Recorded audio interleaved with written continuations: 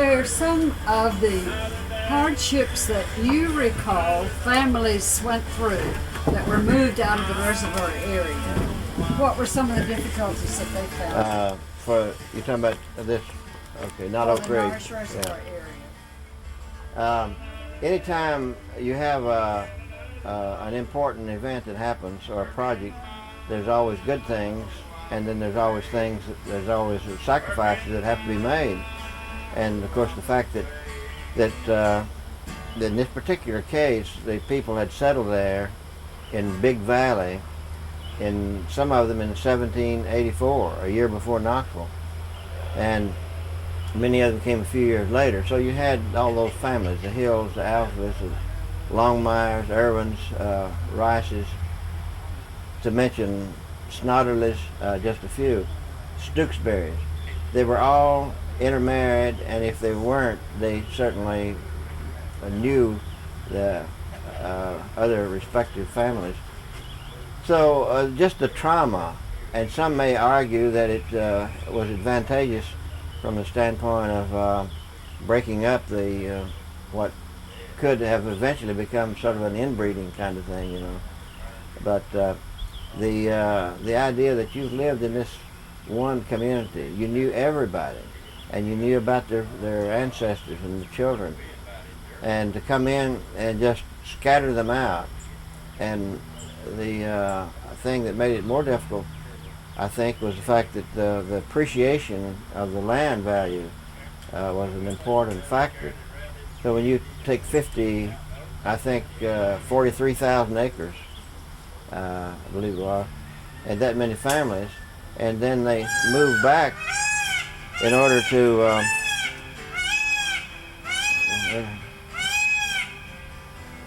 they moved back a few miles, and the demand for land increases, and anytime you have a big increase in demand, according to the economics people, you have an increase in price. So that was a difficult, made a difficult situation on the part of most people, because I don't think TVA took that into consideration. They went in and said, well, okay, based on comparable sales, the land is worth so much. But in the case of my family, several of my father's brothers and sisters and relatives moved into one enclave down where Oak Ridge is located. It wasn't as dramatic, but some of the people moved off into Monroe County or some county that's 50, 75 miles away, which was the same as being in another state almost at that time. And they sort of pined their life away. They never were happy. I've heard them say many times, I've never been happy. I don't know whether since we left Big Valley. I don't know whether I mentioned this or not. They were talking to my uncle, Rufus Rice. Did I mention that? I don't think so. And they wanted to sell the old, they wanted to, it's terrible. Start that again, telling about your Uncle Rufus Rice. So Uncle Rufus Rice was an interesting fellow. He had traveled out west and worked as a sheep herder in Montana for a while with Teddy Roosevelt, and had some letters from Teddy Roosevelt later on. But he was an ingenious fellow. He ran a grist mill, he ran a ferry, he was a member of the school board, he rigged up an electric dynamo, and he was a little bit queer and cantankerous, and they wanted to pay him for the mill. Rather than for him to disassemble it and take it with him, they wanted to buy it, and he wouldn't sell it to TVA. And the fellow who was in charge of the land acquisition, I believe, was Marshall Wilson. Wrote a book about that, and he became good friends. He and my Uncle Ruth became good friends, and Marshall Wilson wanted to buy the mill to put it up. It's been there since the 1700s. With all the wooden cogs and the gears, it should be preserved. And Uncle Ruth said, "I'm not selling anything to TVA unless I have to." Or he wanted them to give it to him. That's the way it was. So Uncle Ruth said, "I'll just give it to you, but I won't give it to TVA." And Wilson said, "Well, you know that I work for TVA, and you know what's going to happen if you give it to me, what I'm going to have to do with it." And Uncle Ruth said, "I don't want to hear that. I'm just giving the mill to you. I'm not giving it to TVA," knowing that it would wind up. And so that's with TVA, and that's the way That's the reason that the old grist mill, the old rice grist mill, that's been viewed by millions of people, I guess. At one time, it was in for years, for decades. When you looked under Industrial Revolution in the World Book Encyclopedia, you saw pictures of Uncle Ruth's old grist mill there. But and his wife, Aunt Nan, was very distraught over having to move. She said, "I have my relatives buried here." It said, "I have 3 babies that are buried under the cedar trees up on the hill. And the only thing that I expect, the only thing I'm asking for, the only thing I would like would be to spend the rest of my days here in Big Valley. And that would be all I would ever hope for. And to move and to go to a strange place would be, would be terrible." But, she said, and I think this was interesting, and Wilson quoted her on this. She said, "You say this is going to help a lot of people. It's going to benefit the whole valley and the whole East Tennessee area. So if that's the case, then we're ready to go." And that was pretty much the sentiment of my grandfather, who has had as much association there as anybody. And he pretty much took the same attitude, that it's something that's going to help a lot of people, especially with the flood control and things of that sort. Now, John Rice, you mentioned the mill, and it's in Narstam State Park. What would you like to comment about the state park system that was advanced because of TDA and CCC programs? Well, TVA and the CCCs, of course, the work seemingly worked in tandem, and they worked on the same general area at the same time. And I remember seeing, we were talking about the conservation. I can't stress too much how these hills look. You could drive through in the wintertime and you would never see any grass growing. And what you would see on these steep hills and ridges and mountains was big gullies and red clay. It looked like the moon. It really did. It's just unbelievable. You're old enough to remember that, sir. And so CCCs came in. I remember watching them plant sagegrass. We were always trying to get rid of sagegrass, and they would take a little pick and open up a little place in the ground and put a piece of sagegrass in. They did the same thing, especially with pine trees, And this land that just at where we're sitting actually was all corn, as all land was. 90% of all the land was cultivated and plowed and tilled and planted corn, and they began to think in terms of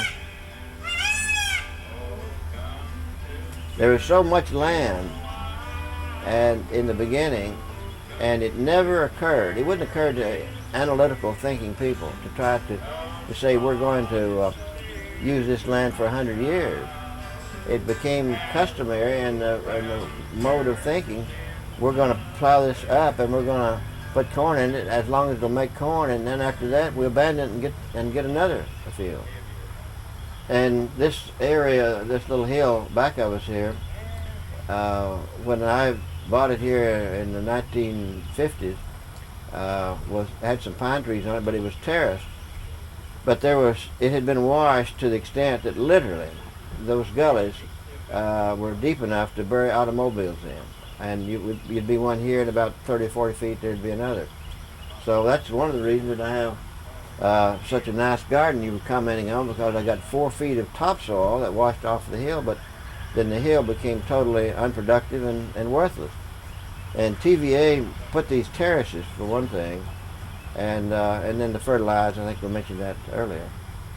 And CCC worked with them, and then I guess the WPA did some things that were closely associated with the land reclamation. So you would say that land conservation, reclamation, new practices on reducing erosion and maintaining topsoil and fertilizer was a significant. Would you say it's equal to electricity or any of the, as far as making changes in the valley? I don't know whether you could say that it would be whether these other purposes that TVA had was as important as electricity, but I think that they are parts of the TVA plan that are almost forgotten. If you study them in school, you'll tick off the five purposes of TVA, but the average person thinks of TVA as the production of hydroelectricity, but that has so many ramifications. If it had not been for TVA, there would be no Oak Ridge, Tennessee. They certainly wouldn't have put that installation in here probably if they did not have good flood control and plenty of electricity. Flood control is something as another. It's been so long since we've had real devastating floods that we tend to forget. There was a flood on a creek up the valley here where one of the worst floods in the state, I guess, where 20-some people were drowned and thousands of livestock and many homes were destroyed.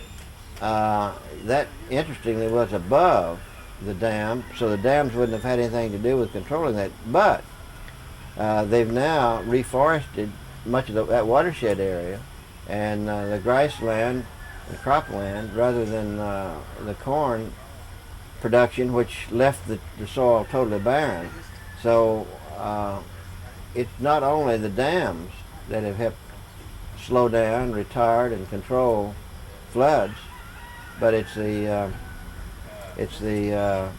fact that you have land that will not let the water run off nearly as fast.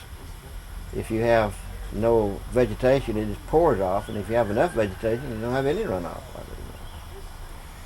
The Museum of Appalachia, is by anyone's standards a success story, and it's a homegrown success story. Your family has been here. It celebrates the people of this area, and yet people from all over the world come to learn about this culture and this history. Can you tell us a little bit about how it came about?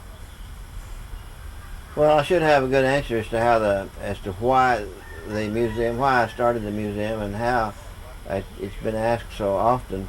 I should have a nice little tied up in a ribbon type answer, but I remember reading where Socrates gave advice in 2 words. He said, "Know thyself," which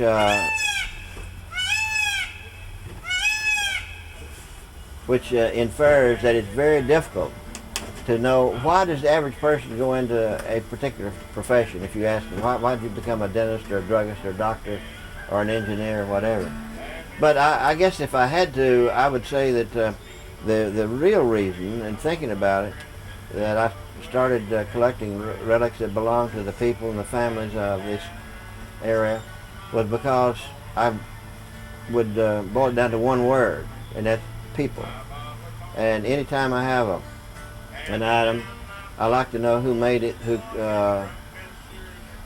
invented it, who cared for it, who mended it, who passed it on, and how much they valued it, And to tie it into people, I've said many times that if you take an item and separate it from its history, then to a large extent you've destroyed the item.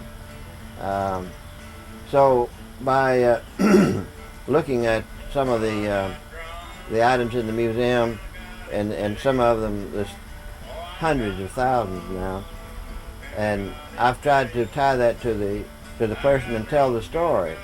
If I have a piece of paper from Cordell Hull, who was the greatest statesman in this century, and who said, I have where he'd fill out his income tax, and the fact that he had to fill out the income tax, and that he was the author of the graduated income tax, tells the whole American story. one of the few places in the world where every citizen is just as bound from the president on down to the laws of the land as anybody else. But here again, I've tried to include people that were not known. I've said many times, even though we have the Sam Rayburn's who was born down the road, people don't realize that Texas never pretends they don't know that Sam Rayburn was born in Tennessee. The Sam Houstons, the Andrew Jacksons that owned 2 farms in this county. Abraham Lincoln's people lived, some of them up at Upper East Tennessee for a while. But I've said it's important to include those. It's also important to include people that are similar to their fathers and mothers. There's a good chance that Cordell Hull's father was just as ingenious, imaginative, and contributed just as much as Cordell Hull did, based on his limited opportunities. So I've tried to include the everyday and the odd and unusual. And old Lonnie Phillips, who lived in a little cabin up, wasn't even a cabin, built out of sticks up on top of the mountain. And so we had more, I'm totally convinced, more variation, more diversity of people here in the southern Appalachian Mountains than maybe anywhere else, because of 2 reasons, I guess. One is we had several nationalities. You had your Welsh, tended to go into coal mining. You had your German that tended to go into the big wide valleys. You had the Scotch-Irish that we think of as mountain people, and it's really true. And you had your Indians that were very much mixed with the whites. An old fellow told me the other day, said every mountain man, this over in North Carolina, said every mountain man has some Indian in him. So you had that diversity because of the different races and different nationalities, and also because the mountains sort of kept the separation of the people more so than if you had flat lands. You could live, I've known families that lived within a mile of another family and hardly knew they were there across the mountain. You just didn't go across that mountain, and they had their own culture there and made moonshine and all, and some people in the, as I say, a few miles away had a totally different culture. I think that is so much more dramatic. One of the factors with regard to the people who left the Norris Reservoir area was that they were able to take all of their chattels, all of their household goods and their mementos and heirlooms, and there was this fellow by the name of Ras Lindemood. I may have mentioned him earlier. I believe you did talk about that. Bringing out the fire. Right. So, yeah, you did. You told that story. yeah. That's a good one. But I guess one could argue that there was some good to come from it, because you had people who had been living in that area so long, and they many of them were not subjected to the culture outside that one little valley, and maybe it helped to sort of stir us up a little bit and get us acquainted with other folks and all. And some of them went to town. Most of them were ended up doing quite well as far as their farming and their business ventures after they left that place. John Rice, when people hear about the Museum of Appalachia, whether it be in Tennessee or in Washington State or in New Zealand, they hear about it's the Museum of Appalachia in Norris, not in Clinton, not in Anderson County. So that ties the Museum of Appalachia forever, historically, to Norris. I've put on my brochures and everything, the Museum of Appalachia, not in Norris, but at Norris, because technically and from a legal standpoint, it's not However, the city of Norris runs all the way around me. I guess I've got 2,000 or 3,000 feet of property that adjoins the city of Norris. So yeah, that's the way it has been identified, and we do have people, as you indicate, from all over the world. In fact, just a few days ago, I walked out and a fellow had come here from Northern Ireland, and I said, you know, what brings you to America? And he said, the Museum of Appalachia. And a couple of days after that, and there's a fellow from Sweden who produces axes. He has a shop with several people working, but he makes hand axes and things of this sort. And he had heard about this place and wanted to come here. So I guess the one thing that I would maybe stress is that it has so many ramifications. I was looking at some places to go in a foreign country yesterday. We're thinking about going over there. And the museums were described as an art museum or as a farm museum or whatever, or as a folk art museum.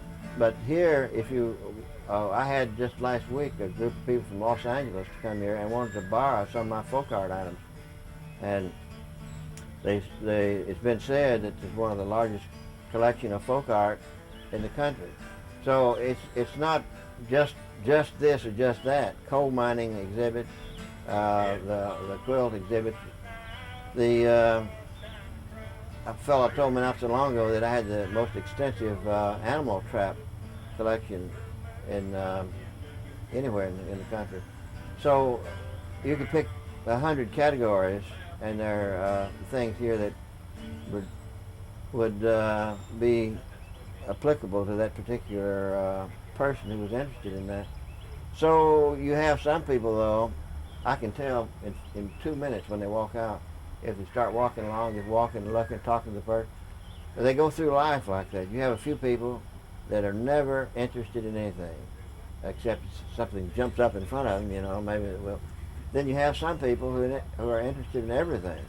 And I've noticed that the really successful people, no matter what their field is, are interested in almost everything. I remember a couple of doctors who were here. One of them was the doctor who saved President Reagan's life when he was shot. He operated on him. And Dr. Aaron. And it was fascinating to me that they were interested in the old weaving looms. They were interested in the quilts. And everything that they saw, they were interested in. Another example, I remember that Chet Hollifield, who was the dean of the congressional delegation in Washington from California, and when he came through here, he was interested in a steel trap, how it worked, and so on. I said, here's this guy that's the dean of the I misspoke. He was the dean of the atomic energy delegation. He was considered to be the leader of that group. Here's a man who's futuristically oriented and all, and still he's interested in a steel trap or in a well gizmo.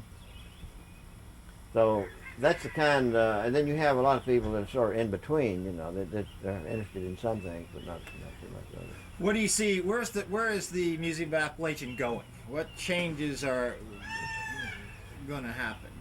Well, I'm adding all the time, and one of the things I guess I'm adding more than others is the outside, to the various kind of old hickory king corn, the striped yellow britches beans, and this kind of thing. I just cleared up an area out here and putting out some more hops, which was raised in pioneer times, but not now. And then I've got tens of thousands of items that I don't have on display, wonderful pieces that I'm trying to write the history of before I get too old to remember, and I'm going to have to speed up. Always something to be done, isn't it? People are always so complimentary about the things at the museum, and I say every time, and it's very true that the only thing that I see when I walk around are things that need to be done. And that's bad on me, it's bad on my health, but it's good for the museum because I drive through the parking lot and all the rest of the staff goes through it and so forth, and I come out, that's got to be done, this has got to be done. That fence is falling down. Here's a vine that's growing up on the side of the building, it's going to rot the building. The steps will begin to rot, you know, these kind of things. I think we're being inundated by lawnmowers I think so and too. the modern conveniences and peacocks.